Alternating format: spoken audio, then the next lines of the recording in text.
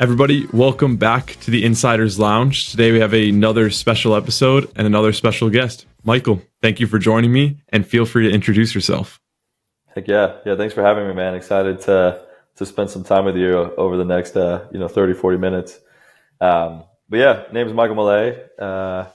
Let me just give a brief story on my background or what? Yeah, I was going to say your bio says pro soccer player turned entrepreneur. So I love to just unpack that. How do you describe yourself to people when you first meet them? Maybe an elevator pitch, something like that. Yeah.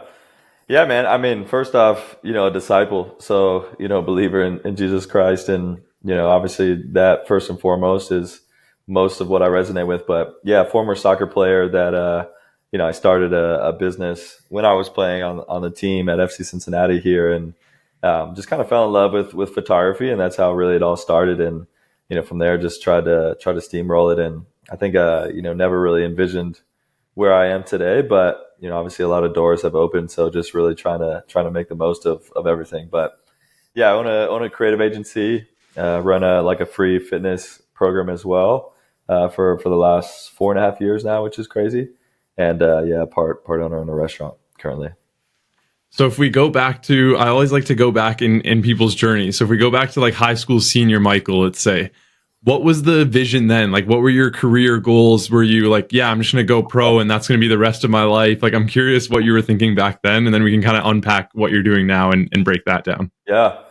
Yeah. I mean, high school Michael was a goon, man. Was definitely a clown. I won class clown in high school, and don't think I took many things seriously in general, but sports. Yeah, I mean, I definitely was all in on the soccer front. I love playing every sport. So I was a multi-sport athlete in high school, and but yeah, soccer was what I had been playing since I was a kid. And I was never like too into school. I was not the best student in the world. I loved going to school, but like I was always a really slow reader, and it really always made things pretty difficult for me. And but yeah, I was just like a big sports guy, and I had some topics that I liked. But it's actually cool. My best friend, who I met my freshman year of high school, is actually the COO of my company now. So it's been like a full circle moment. He joined our team a little over a year ago. Definitely don't think either of us imagined that we'd be doing what we are doing together today. But yeah, definitely was all in on soccer. I don't think it was really until my senior year of college, when I tore my ACL, that I was really just like, wow, this could take, everything can be gone in a moment. And I really need to, step it up. And, in college, I was, not attending a lot of classes, and was definitely very just, I would obviously give my best effort, in class, but, I think I graduated with like a 2.8. So it wasn't like crushing it in my classes by any means. But yeah, soccer was really the end all be all for me, man. And and like I said, like when I tore my ACL my senior year of college, actually, I had to do a co-op that year, and that's really when I fell in love with business. I was working for a custom sock company, doing like their sales and events, and that's really when I just fell in love with the startup world. And just started to explore things outside of soccer. When you discuss the the identity of a soccer player or an athlete in general, I talk to a lot of former players and then also current players. Yeah. And I ask them questions about their identity. How do they identify themselves in terms of, a lot of times you just get, oh yeah, that's the former player that has now doing such and such. How did you deal with that like change or transition from being a professional player, or even in college being that big dog on campus with all the athletic equipment and that sort of thing, to now going into and starting, either going into the workforce in general or starting your own company? How did you transition with that identity change in terms of being an elite athlete to now just going into a new world and having to almost start over, I guess you could say? Yeah, good question, man. I think it's definitely a hot topic. One, I still consider myself an elite athlete, so we'll go with that. But yeah, I think it's actually crazy. I don't think I realized I was going through what I was going through in the moment, because so just a little bit about my story. I actually had basically given up soccer after I tore my ACL my senior year, and then took a fifth year at Coastal Carolina. And at the end of that season, we had a great year, number 4 in the country, ended up getting upset in the NCAA tournament, but, had a lot of tryouts lined up, and I started to develop some groin pain. And so I actually had developed a stress fracture in my groin from overcompensating for my ACL tear. And so I ended up not being able to run for 9 months. And at that point, I was kind of like, I think I'm just going to hang the boots up. Like 2 major injuries back to back. My goal was always to be able to play, sports with my kids. And I saw, Cincinnati was bringing a pro soccer team here. And so that's really when, it was about a year and a half after I graduated that I went and I made it through the open tryouts. So it was an interesting period for me because I had already started this transition of easing out of being an athlete to like, oh man, I need to, I have 6 months to get back in the, actual pro soccer shape, but also like, you got to click your mindset over. And then, I ended up only playing 1 season, because I, started the business. And then it was like, wait, now I'm not an athlete again. I had like this brief, whatever season, 8-month period of being an athlete again. So like, wait, now I'm back to being in the business world. I think I really struggled. I don't think I struggled overall, but I think I struggled to find like my identity as an athlete again until a couple of years ago. I think that was like the biggest downfall for me. I didn't have any of like the really bad lulls that a lot of people had, just because, I was just really grateful for everything. Like I actually went broke while I was playing on the team, and, didn't have any money in November of 2016 and sleeping on a friend's couch. I had a couple, Vanessa Giles, actually, who's on the Canadian national team, had, let me live in her room for free for 4 months while she was gone for the summer. So I was back on campus at UC after I was a pro soccer player. And so I was really just grateful for everything, man. And I was like loving life, and I was fortunately shooting a lot of sports, so I was around it. But I definitely started to, like, after a couple of years, like I went full like cold turkey from sports. I like didn't work out the whole first year. Like after I retired, I gained like 40 pounds. It was crazy. And I don't think I really realized how much I missed the sport and just like how much I needed, the physical activity and this, just the competitiveness in my life until about a couple of years ago. And I really started to struggle at that point because I had gone through, I had incurred a bunch of injuries. When I go play at an adult soccer league and think I was the same player, tear my hamstring, and it was like I started getting more injuries, and it was like, okay, what's going on? And, I really started to struggle at that point because I was like, man, I'm having all this success with business, but like everything I've been known for and what I've, prided myself on for 25 years, like it felt like I just couldn't do anything anymore. So I think the last, 2 years specifically have really been this like rejuvenation of like calling myself an athlete again. And it's actually crazy. Like Ray Street, our free fitness community, I actually wasn't able to participate in a workout with it for the first year because I tore my hamstring twice that year. So it was cool to like have that moment of, I was coaching everything to like actually be able to get in the weeds and, go compete in one of the workouts. And it's been interesting because like I think in the moment you don't necessarily know how to identify it. But like once you're kind of like over that hurdle, you're like, wow, I actually was really struggling. Yeah. And I didn't really know why, and two, it was like, why did I go so extreme and not train for a year? And I think there was just like some hurt in that area and all yada, yada. But yeah, I mean, we're here now and I've got some great habits in place and have fallen in love with sport. Now it's, triathlon training right now. And it's been a fun new challenge and been able to get that fire back in me. But it's really the mindset shift that I would say is the hardest part. It's, the physical thing, there's always ways to do it, but it's like, I mean, even getting, I'm doing an Ironman and it's like, there are some days where I'm just like, why am I doing this? And then there's other days where I'm just like on the bike and I'm like, yo, you got that dog in you. Like, you keep going, And like, but you have to keep telling yourself, because it's not like, obviously you're not getting paid for it. You don't have teammates around you. You're in a room, by yourself for 3 hours in cold Cincinnati in the garage, whatever it is. Yeah. But no, it's definitely a journey, man. And it's always cool to see other people's journeys too and how they transition out. And I think it's been great to see there's a lot more resources for athletes that are transitioning into the business world now, and just a lot more awareness of that struggle itself, which I think is great. I think there's a lot that we can learn from your mentality. I think you kind of skipped over it quite quickly, but coming from nothing in like a low point in terms of running out of money or going through multiple injuries, multiple stages throughout your life, like, can we break down kind of your mentality and maybe some of those low points? Like you mentioned, kind of just shifting that mentality to forever be grateful, which I'm a true believer in that as well. Where no matter what circumstance you're in, there's almost always someone in a deeper situation that's struggling a lot more. Is that kind of how you look at it? I'm curious how you approach that, where you're like, hey, I'm dead broke right now, but like, that's okay. Like I can keep going. Like there's something still here. Yeah, 100%, man. I think in general, like something we say and so the pastor at our church has kind of always ingrained this in me too. And something he says a lot is, and I communicate this to clients too, is grateful for everything, entitled to nothing. And that's kind of always been our mentality from the start, starting with just like, I mean, it was actually funny. We're getting booked for like these much bigger campaigns and photo shoots and video shoots. And you look back and you're like, man, our first shoot it's hilarious. We booked 3 photographers for total $25 an hour for all 3 of us.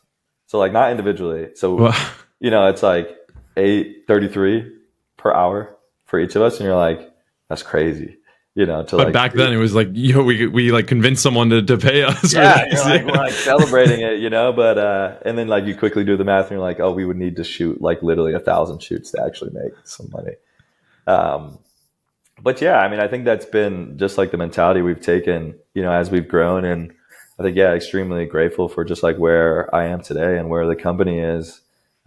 It's been something that like, definitely couldn't have done by myself, and, definitely been fortunate to have a lot of great employees and team members and, people that have lifted me up in the community.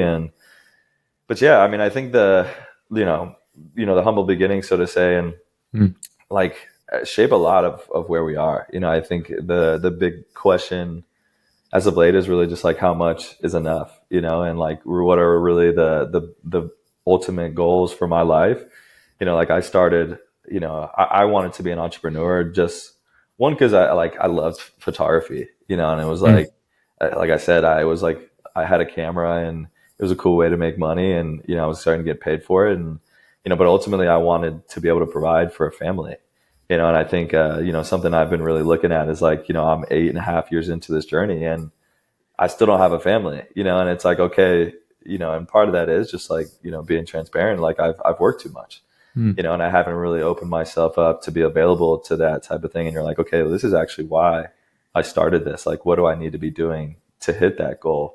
But I think just like always realign into your North Star of like, why are we doing this? What is this for? Like I said, like I got asked recently about Ray Street, because Ray Street is, something that's free. It's been free for 4.5 years, never charged people.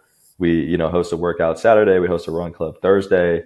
And somebody asked me recently, was like, how do you justify that on the P&L?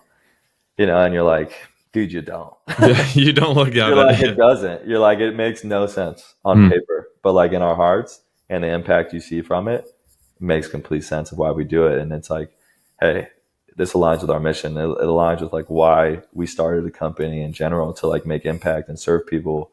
I think, but I think too, starting from the ground floor has really allowed me to grow things, because it's like, man, I was super happy back then. It's like, hey, we're only going to take the things that are right for us, and what we're called to do, because it's like, we're happy, no matter what. And we want to build, but it's like, we want to build in the right way.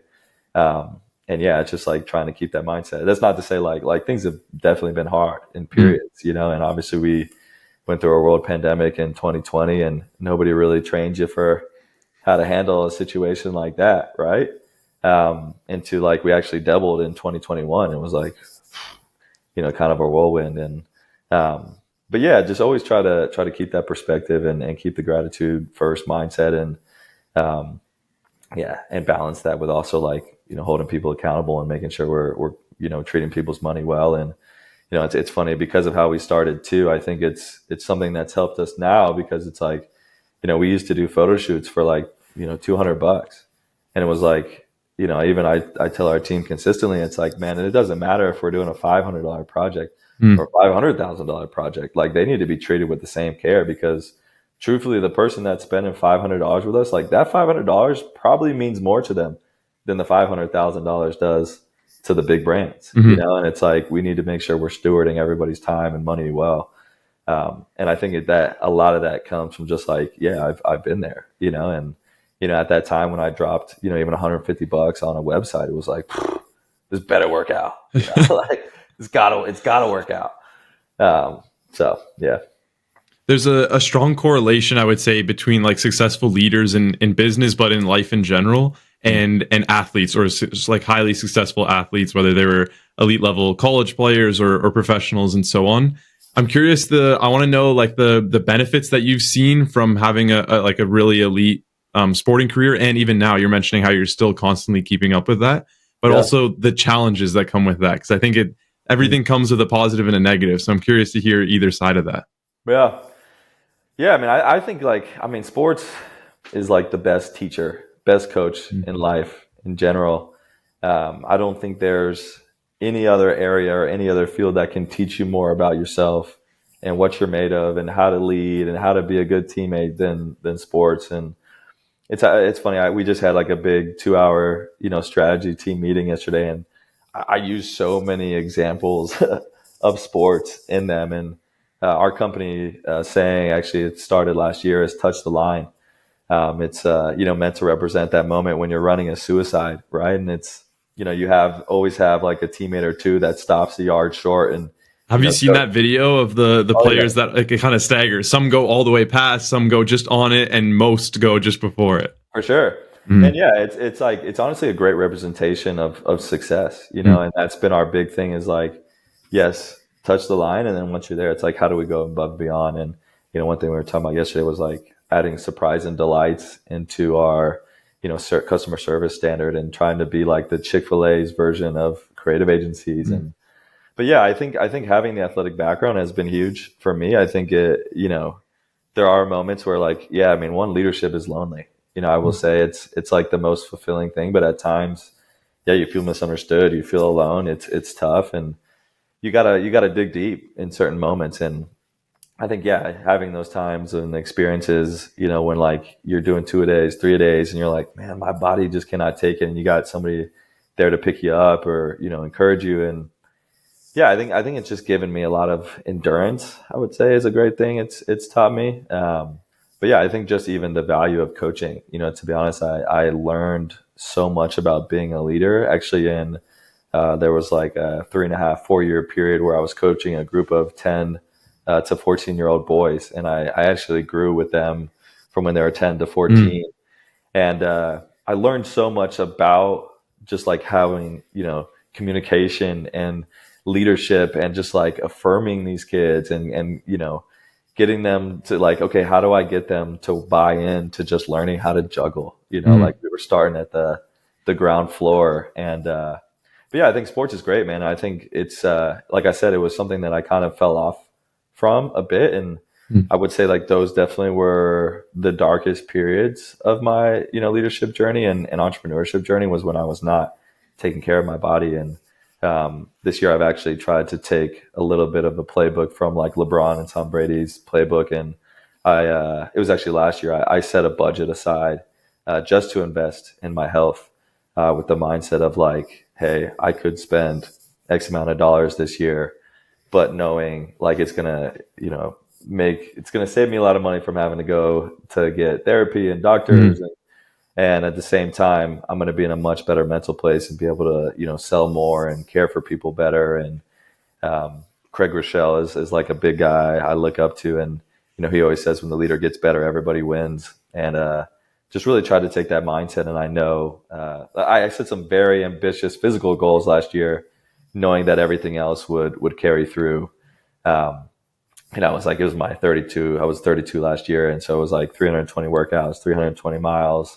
I didn't set any time goals, but it was like, hey, let's hit these marks and know like, yeah, if I'm in a good physical place, my mental will follow, my spiritual will follow. And yeah, it's been great. Something like people want to fix their life, you know, and because people come to me for advice and it's like, when are you plugged in with a good community to be taking care of your body, right? So yeah. I love the saying that you only have one body, so you got to take care of it, right? And I saw a video last week. Next week I'm doing 2,025 push-ups. So the guy he does it the number of the year, but he does it in a day. So I'm going to start with 7 days, then I'll go down to 5, 3, 2. That's a lot of push-ups. Yeah. So you're gonna have the biggest chest in your city after that. I hope so. I'm planning on it. I want to get into this correlation though between like fitness and your life. It's almost become your life in terms of what you do, and you're investing in yourself and all of this. So can we dive into some of those goals, like you mentioned, maybe this year's goals and what you're looking at, and then how that relates to Race Street, and just how would you sell someone on your approach to fitness and the way you do life? Yeah, man. I think it's funny. It's like, I think if you had asked me this question a couple of years ago, I mean, I would have told you I'm struggling in that area. But yeah, I think last year was basically, so it's cool. My journey back into fitness. So TST was kind of a big driver of that actually for me. So like the soccer tournament, 7-on-7 tournament with the $1 million cash prize. The first one was not this past June, but the June before that. And we were, our Rooted helped do all the creative content for it.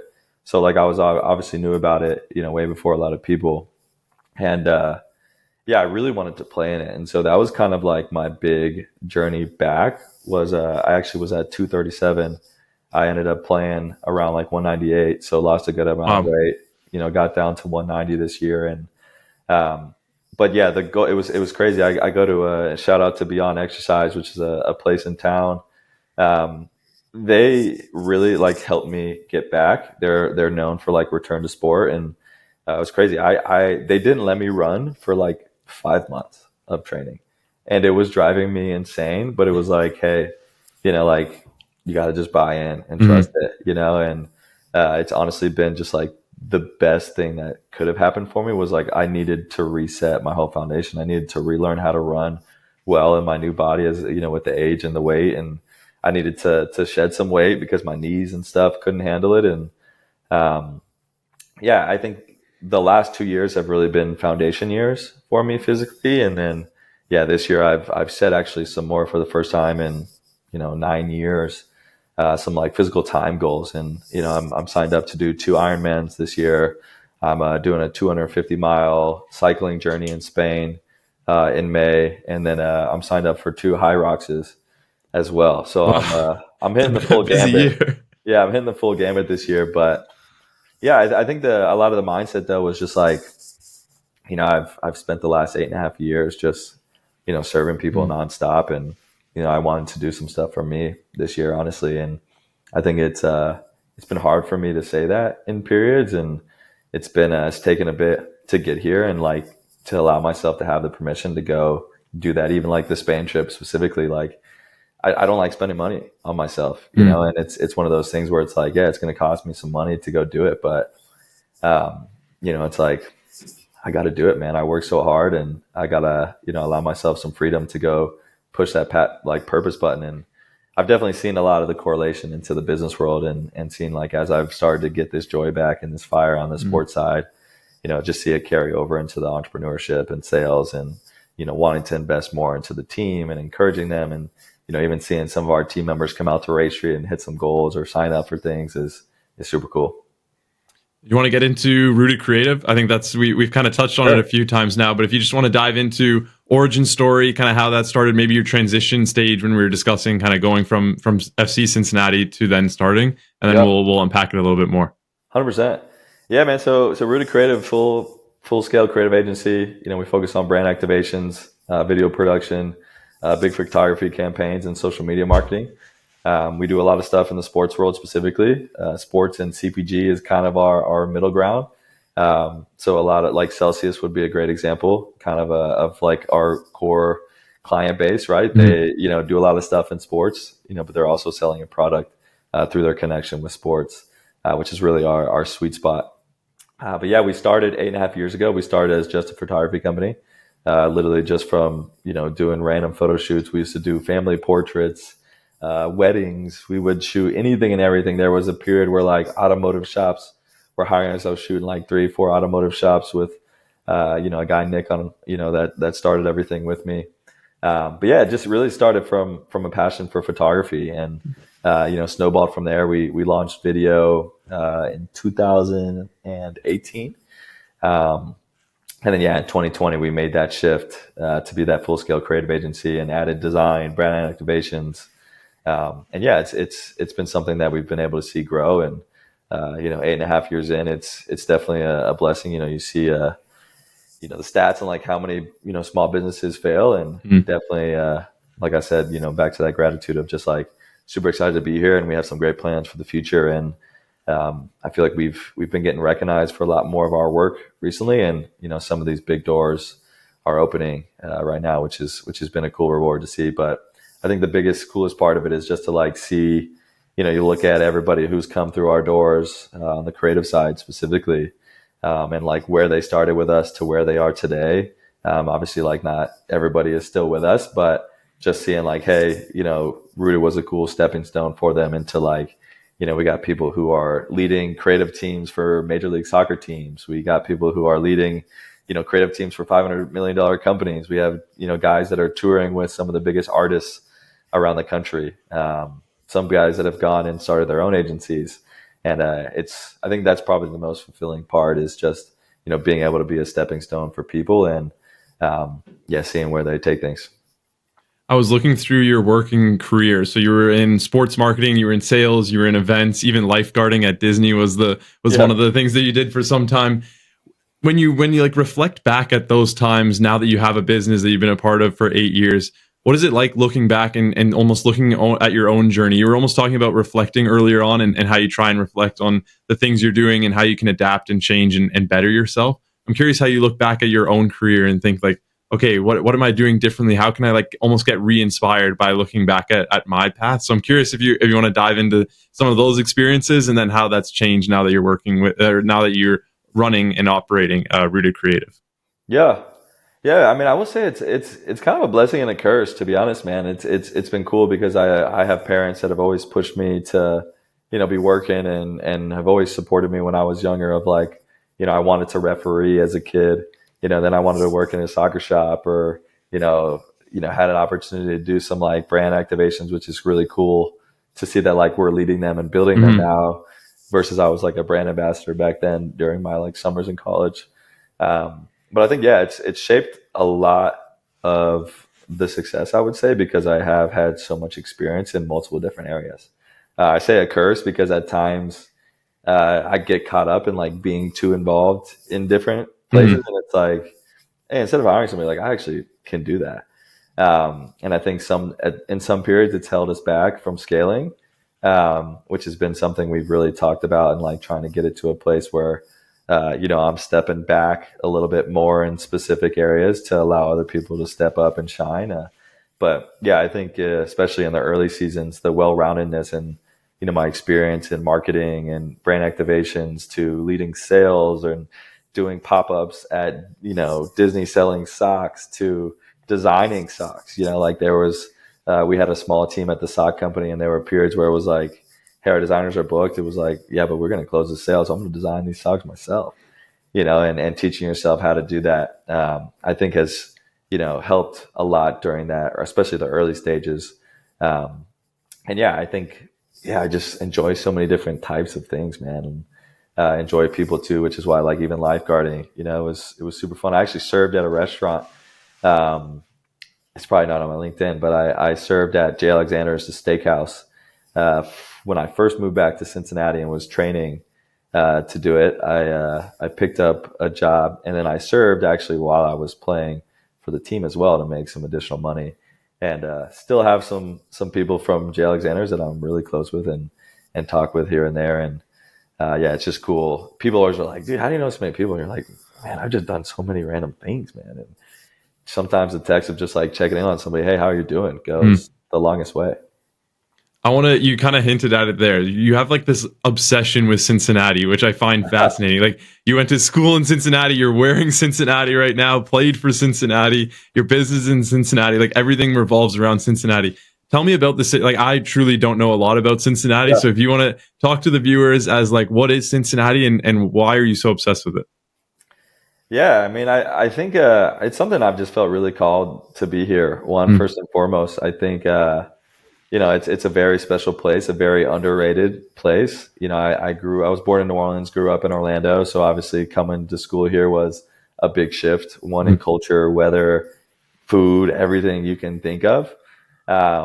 But yeah, I quickly just realized, man, it's a city that looks out for its people, and if you fully embrace the city, like the city will embrace you, and it's really been really special, and it's crazy, man, because like something's always pulled me back here. I think there's actually been two different times where I left, and it was like immediately like, no, you got to be back in the city, and just like a big reason what brought me back originally. I lost two friends in 2 weeks in college, and the second one, he was actually in a coma for a couple of days, and we had an opportunity to say goodbye to him before they pulled the plug, and not to get very serious on you. Yeah. That was this will be, I think, the 13th year. We do a golf tournament every year. Mm. For him. And but yeah, that last day, I had a chance to go and say our goodbyes and spent about an hour with him. Obviously, he wasn't responsive, but left that day and really just I made a promise to him that no matter what it took, I would play pro soccer for him and tell Jesus I said what up. And it was crazy because fast forward a couple years, and like I mentioned, I had stepped away from the game, and there was a bit of me that like felt like I never had the opportunity to fulfill that promise to him, and it was kind of eating at me. And so when I saw Cincinnati was bringing a pro soccer team here, I remember reading the press release in Orlando.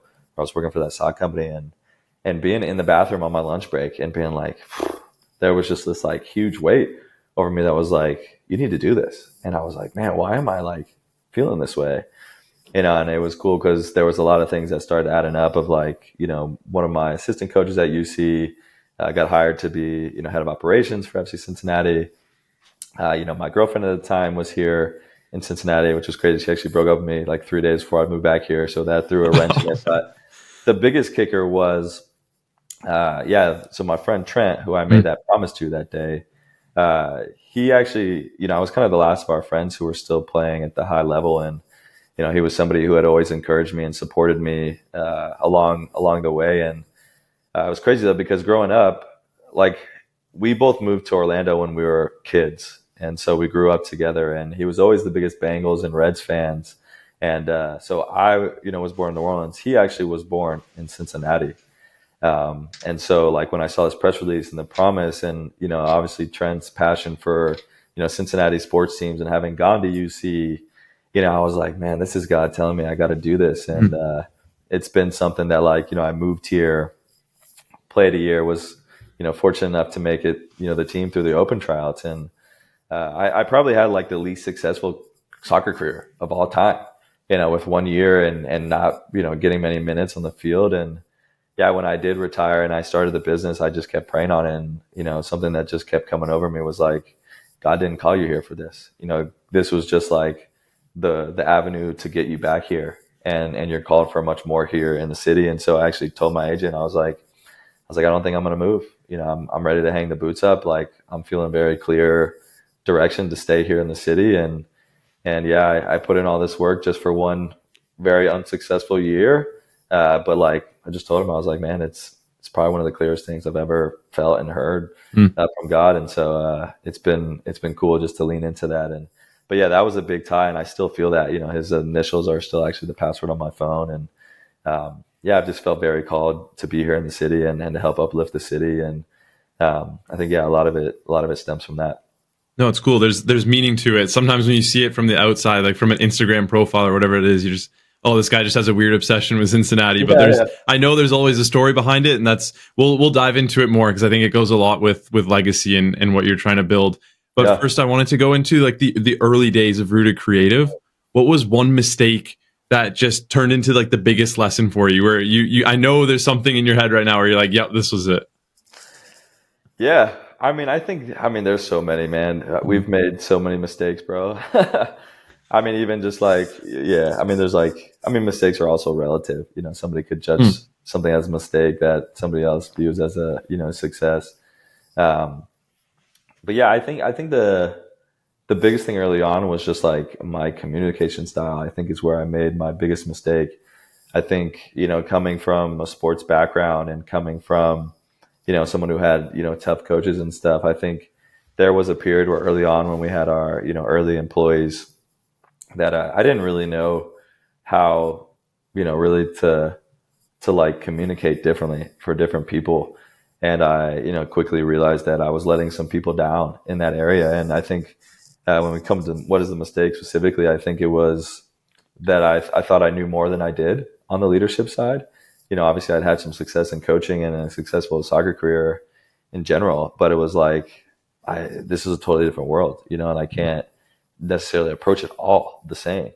And I think, I didn't do enough, like leadership development work early on, which I think, led to some frustrations within the team in periods. And I think, what has helped now is like really communicating the why behind decisions of just like, hey, yeah, it just helps so much of just like, hey, here's a decision, but here's why we're making it, versus just like, hey, we're making this decision, especially as you have a bigger team, given that why is super big. And I think as far as like other big mistakes, as far as the company, I think we've been fortunate that like we haven't made a ton of like big mistakes that are like, glaring out at me. I feel like, we're risk takers, but like, we're also people that find a way. So like, we're definitely believers at time of just starting, even without fully having a plan. And so, I think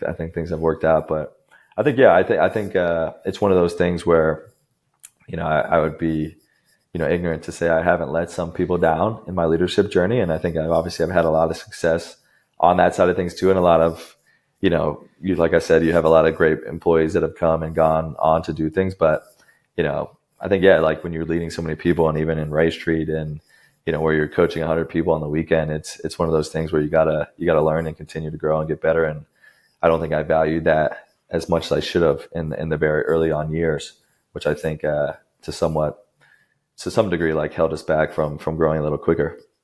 And then if we flip that and we say proudest moment, like a moment where you're like, wow, damn, like we really did that. Yeah, man. I think honestly, like the biggest defining moment I think for us was we did a big shoot for Kane, Brown, and Kroger in Nashville in partnership with another agency in town. But it was really cool because there was honestly probably about like 90 people on set, and had the opportunity to direct it.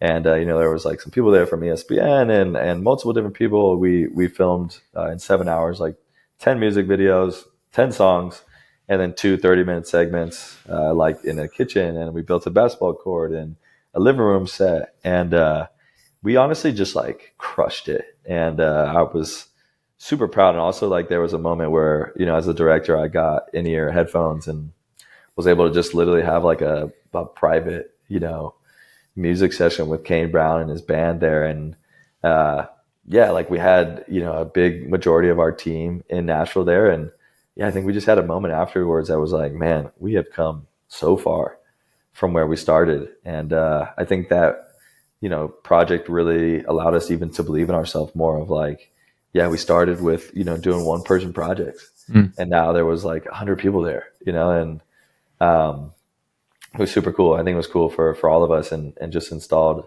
I had some family members that I actually was able to hire too and get involved. So we got to share that moment with them.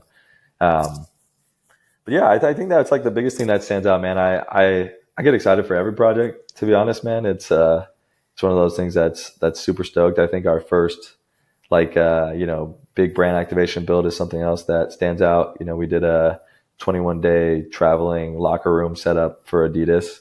And, obviously getting that project was sweet, but then finishing that project was even cooler. But it was also cool too. One of the proudest moments I think I've had too is like seeing other team members step up and lead things fully. And definitely the first time I didn't touch a project at all was actually one of my proudest moments of just like how far we've come and grown and been able to coach people and give people the right resources to be successful, without having to be hands-on was definitely a huge thing. What if we go into one of those productions, what actually, like, from the outside, we see it on an advert or a music video or whatever that is. I know there's, like you say, 90, 100 people sometimes on a production like that.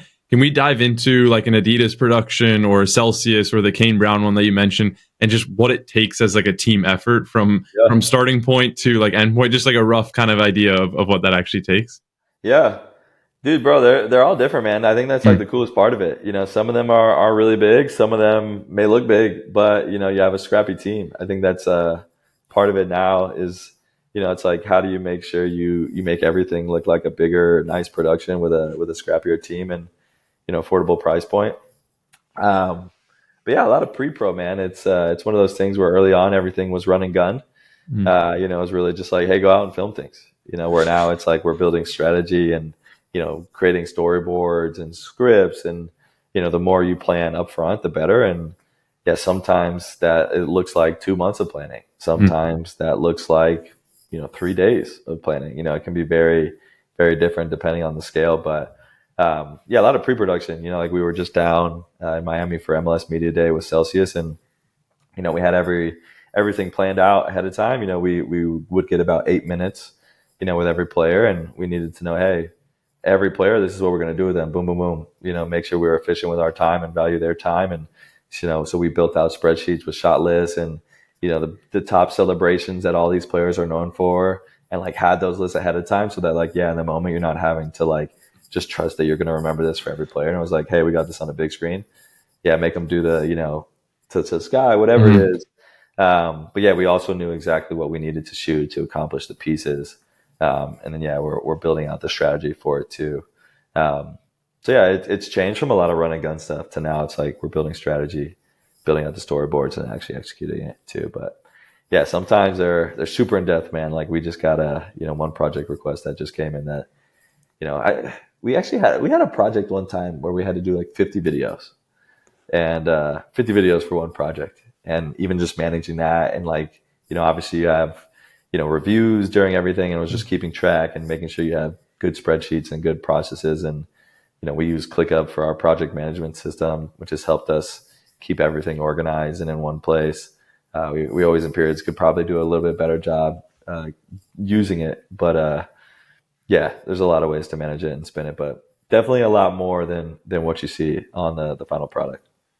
When someone starts anything and is growing a business, so starting a business, growing a business, and just in that environment, it's sometimes difficult to balance your lifestyle as a whole. So you've got, like, for example, for yourself, you've got your social, you've got your fitness part, and then you've got the actual work side of things. How do you manage the balance between the two, like, or between the three, or it might even be more buckets? I'm curious how you balance so that you can allow for a good, like, equal spread throughout. I'm curious how you do that, or if it's something intentional, or it's just kind of the way it goes.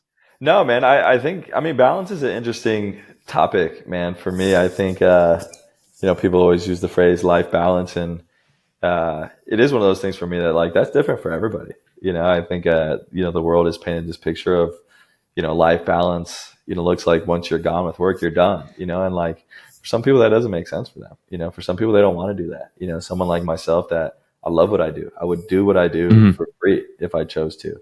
You know, if that was what it came down to, and I switched careers, like I would still create things, you know, and, you know, as a creator at times, like you can't turn this off. You know, like when I'm walking around, even downtown, I'm looking at things of like, yo, that'd be such a fire shot. Like, where's my camera? Let me get it. You know, but it's like, it's the way you think. It's how you're wired, you know, and I think in general, like, being an entrepreneur, I think, especially in the early years, like balance doesn't exist. Like if you're trying to create, I mean, I think it's always possible, but it really just depends on your goals too. But at the end of the day, like when you're in the early phases, bro, like you got to grind, you know, like starting things, especially with no funding and no loans, is hard, you know, and like you got to put in long hours. But I think it's really just, you know, like, what are you willing to do? What do you want your ideal life to look like? You know, I think where I'm at now is great, but like even the time I'm able to dedicate to Ironman training now doesn't come without the long, you know, endless hour sacrifices early on in those early years. And, you know, it was something I used to get a lot of crap, you know, probably the first, honestly, like 6 years of the business of just like, you're working too much. And, you know, in my head, I'm just like, dude, no, you're not working enough. I'm just like, flip it on them, then they can't really say much. yeah, well, I'm just like, bro, I'm in my 20s and I'm single and I have big goals and like I want to be able to do things when I'm 30. I want to be able, to have, provide for my family so that when I have kids, it's like, when am I going to really value balance? When I have kids and I have a wife, like that's what I'm working towards. I'm working towards being able to show up at all my kids' soccer games and basketball games and be a dad who's present, and I'm well aware that it's like this work I'm doing is setting me up for that. So it's like, I don't really aim for balance now. I aim for, that big success and working hard and being just the best version of myself right now. And yeah, will I sacrifice? I'm more than willing to sacrifice going to clubs. Like I don't go to bars. I don't go to clubs. And, obviously there were periods where, some of my friends joked with me, they're like, bro, we gave up on inviting you. And I'm like, that's fine. Like I have set the standard that in these periods I'm going to work, and, I would love for you to be alongside, but like, if you want me to be more present, it's not going to happen in this period. And, just setting more realistic expectations. And obviously, as I have, more time now, because we have better processes and more resources with our company, I've also said, hey, like it's a better time, like plug me in. But yeah, I've always been intentional, not to say like we cut off relationships. It's more of just like, yeah, I can't hang out 3-4 times a week like some of your other friends can, and it's just something for me. This has been aligned with the goals that I wanted to achieve, and it's I think been a big factor of why I'm in the place that I'm in and why we're able to give the amount of things that we give. It's been cool. We have a bless on budget at Rooted that like is literally just there to be dedicated to give to people, and it's like I couldn't even imagine having a bless on budget early on, but it's like, yeah, you needed that budget personally when you first started. Yeah, bro, we needed every dollar. I didn't have healthcare for the first 5.5 years, 6 years of our business.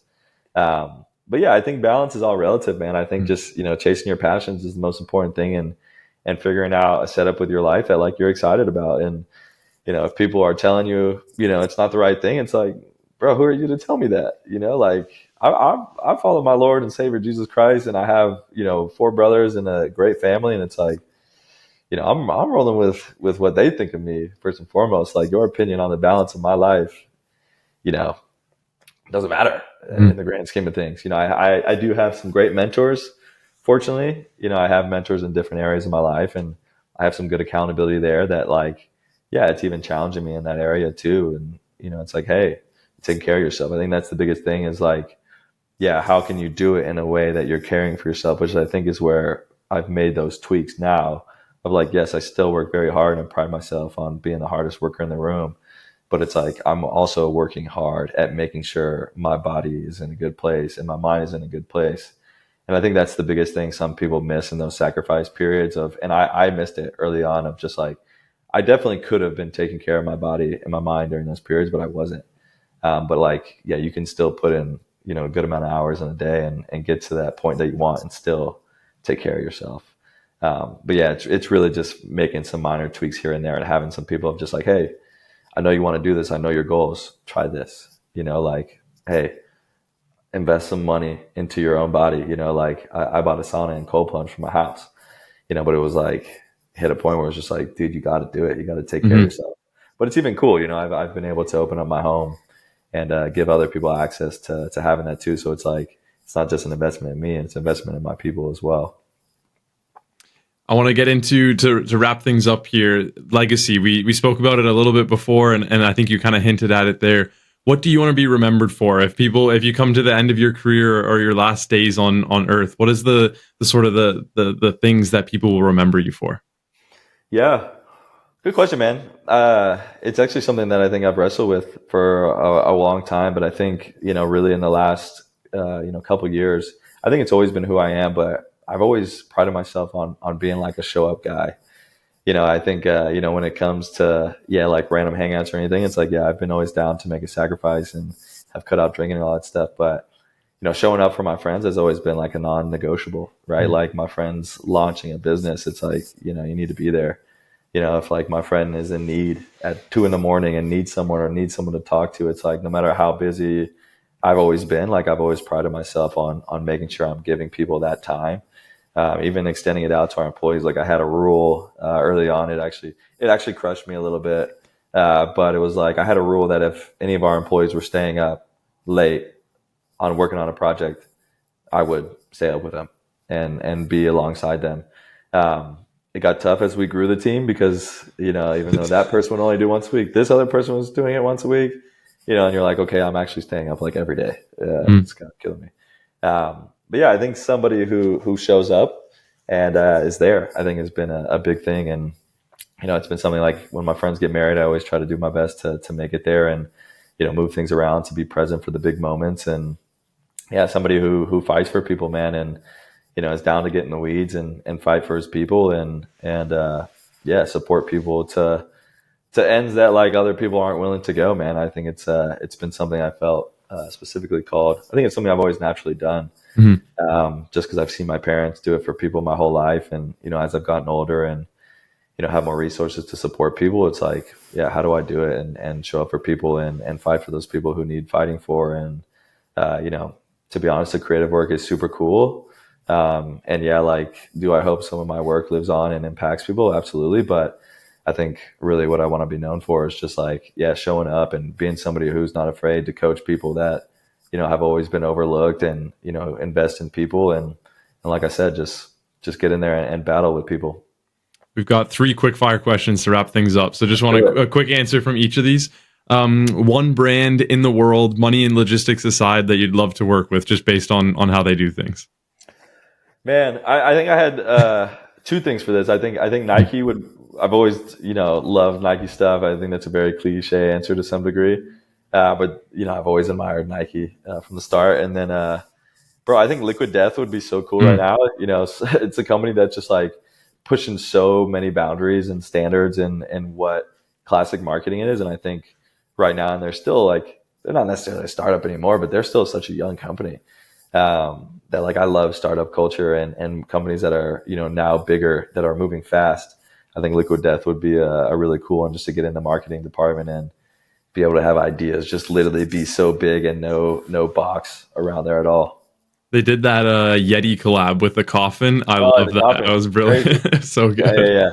We used that in a little mural brainstorm session recently. So, what's the most underrated habit or routine that you swear by? Yeah, funny, man. I think, prayer is super important, first and foremost. I think we're actually going through 21 days of prayer right now with our church. It's just a great reminder of like the power of prayer, bro. Like starting your day with it and getting in there and in the weeds. I wouldn't say I'm always as consistent as I should be. But yeah, I think, in the seasons that I've had the most success, I've been more connected, with my relationship with Christ. And then, yeah, I would say, physically, something that's helped me, just habit wise, is just like making sure I'm doing workouts whether I want to or not. Like showing up, bro. Like it's, I don't allow myself to cut days anymore, and I allow myself a break, but like 2 days ain't happening. And then yeah, I don't like have any like, hey, make sure I'm taking this food, once a month. Like I love food, bro, and I definitely like wing it a lot on the food side. But yeah, showing up and praying and being rooted. There you go. I like that one.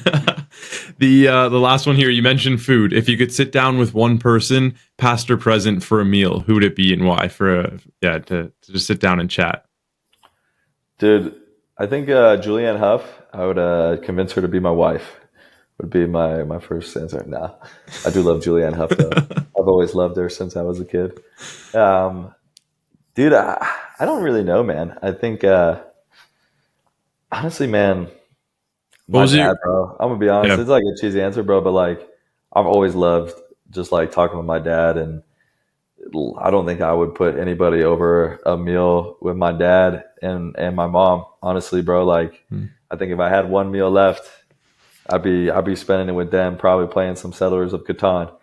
But yeah, I think that would be it, man. Truthfully, bro. Like it's actually weird. I've never had like, celebrity idols or anything like that. Like I love Steph Curry and I've always loved Kobe. Somebody asked me earlier who has played a big role in like Kobe played a huge role growing up in like my mindset and how I trained and hearing the stories. And I think Kobe would have been an incredible person to share a meal with and just talk to him about the mama mindset. But yeah, I think if it really came down to it and it was like I had one or two people, it'd definitely be my mom and dad. They would probably be like, "Oh, you cheesy answer." But yeah, man, it's even being in Cincinnati and being away from the family, it definitely makes you miss just those moments as kids, just being together and consistently being at the dinner table, man. Michael, I really appreciate your time. That's a great way to wrap up the episode. If you just want to quickly shout out where people can find you and any last words, and then we'll wrap things up. Yeah, for sure, man. Yeah, my personal Instagram is Millay, Millayme. And then our business page is rooted_creative.